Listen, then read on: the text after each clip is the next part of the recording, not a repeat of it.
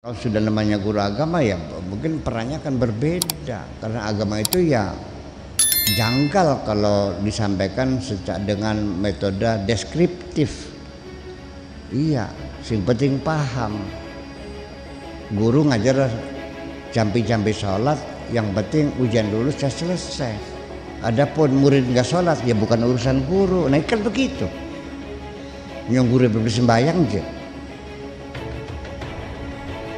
Guru agama nggak sholat, ngajar sholat. Muridnya sholat nggak? Ya nggak tahu. Ketika engkau sudah menguasai hati seseorang, segalanya akan diberikan dengan sukarela. Nah, ini semuanya, ini lagi cerita tentang perjalanan hati, warna-warna hati yang tersembunyi di balik dada kita ini. Kita mesti mengenalinya, terutama sekali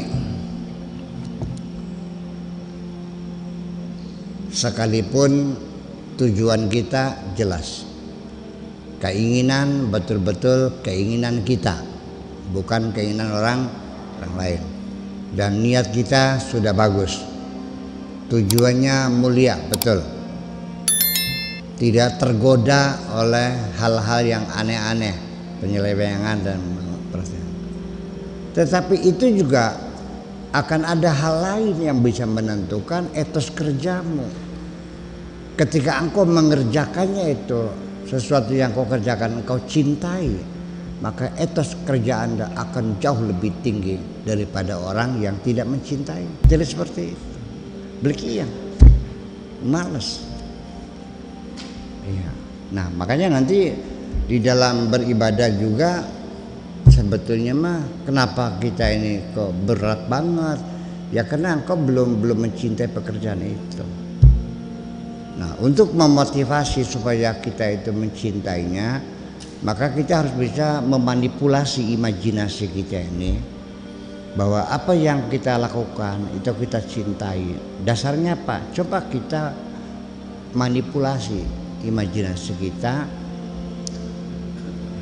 maksudnya manipulasi sementara lah, maksudnya bukan dibohong-bohongin ya, tapi diupayakan begitu, barangkali salah istilah. Sehingga seperti sholat, selagi kita melihat sholat kita itu melihat sebagai suatu kewajiban, Anda akan malas. Tapi ketika Anda melihat sebagai kebutuhan, Anda akan lebih rajin. Apalagi Anda sudah merasa nikmatnya sholat dan mencintai sholat, maka seperti Nabi sendiri habis maghrib Bilal nggak adzan Isya, Nabi nunggu kapan Isya, bakasira kecerek ya Nabi prakat maghrib sadar maneng. Ya kan malah Nabi menunggu gitu. Dia mengatakan arihna ya Bilal, cepat Bilal azan, aku sudah nggak sabar menunggunya, kan gitu. Nah, untuk kita menyadari bahwa ketika sholat itu kita kasih contoh sholat saja lah biar bisa lebih paham. Kita sendiri dulu dididik sholat itu melalui pendidikan yang kurang pas sebetulnya ini, karena dibarengi dengan punishment, dengan hukuman-hukuman, cambuk, tendang kalau nggak sholat kan gitu, sampai kalau subuh dibanjur pakai kan begitu. Orang tuh mah betul niatnya baik kan begitu, ingin menitipkan sholat kepada anak-anak cucunya betul, tetapi caranya yang itu, sehingga apa yang terjadi efektif, kekerasan itu efektif. Anda bisa minta apa saja kepada orang dan pasti dikasih ketika Anda menodongkan pistol, betul nggak? Tetapi dia akan kasih kalau dia mampu, dihitung-hitung mampu ngelawan, betul nggak? Bisa terjadi perkelahian, ada polisi dia menjerit, ya. Tapi ketika engkau sudah menguasai hati seseorang, segalanya akan diberikan dengan sukarela. Sampai yang paling berharga sekalipun dikasihkan mangga. Nah itu. Nah itulah, maka jadi karena dididik kita beragama dengan kekerasan-kekerasan, pakai pukulan-pukulan, efektif, anak nurut. Tapi bukan takut sama Allah, takut sama pukulan orang tuanya. Betul dia sholat nggak pernah tinggal, takut dipukul kan. Bapaknya mati, mari sembahyang. Iya kan? Itu maksud. Nah, itu. Jadi nanti pada akhirnya kita lagi mendidik hati kita sendiri. Sampai ketika Anda melihat, menggali hikmahnya sholat, di mana setiap waktu sikat gigi, korong dibersihin, kopok dibersihin, bel dibersihin. Ya Anda merasa nyaman berwudu, ya Allah adem. Di siang hari kita kerja sudah lelah sekali, sholat zuhur seger lagi, ya kan gitu. Terus Anda bisa meningkatkan sholat sebagai relaksasi ya tubuh dan pikiran.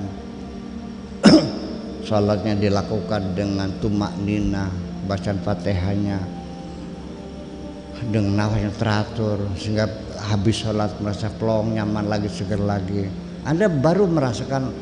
Nah kalau sholat sudah dirasakan sebagai kebutuhan, gak usah disuruh lagi. Orang makan butuh nggak?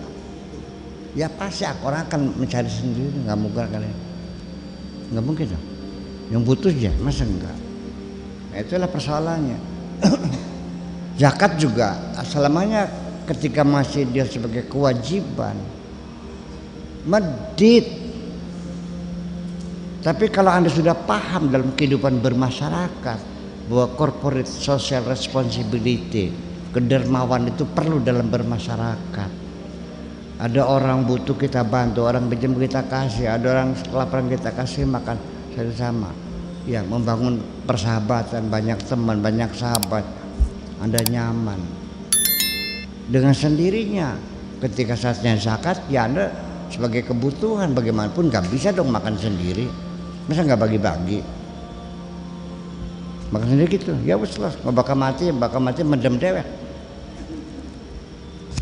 Nah, saya kira seperti itu.